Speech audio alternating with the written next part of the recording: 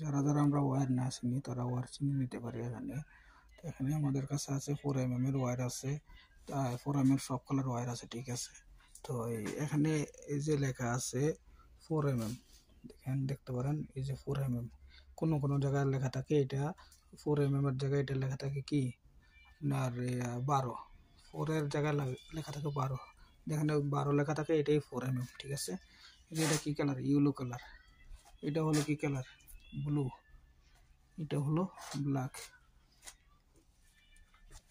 যে এখানে এটা হলো রেড, আর এগুলো হলো কি গ্রাউন্ডিং বা আর্থিং, কেউ বলে ইয়েলো গ্রিন, ঠিক আছে। এই এই কালারগুলো হলো আমার যে 4 mm এর, ঠিক আছে। প্রত্যেকটা কালার হচ্ছে 4 mm এর।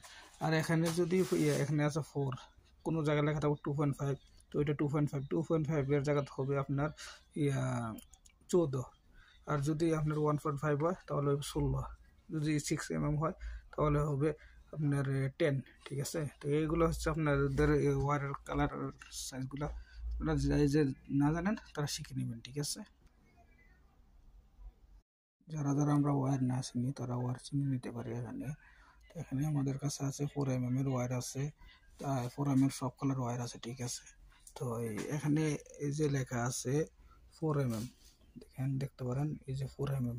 কোনো কোনো জায়গায় লেখা থাকে এটা 4 mm এর জায়গায় এটা লেখা থাকে কি আপনার 12, 4 এর জায়গায় লেখা থাকে 12, যেখানে 12 লেখা থাকে এটাই 4 mm, ঠিক আছে।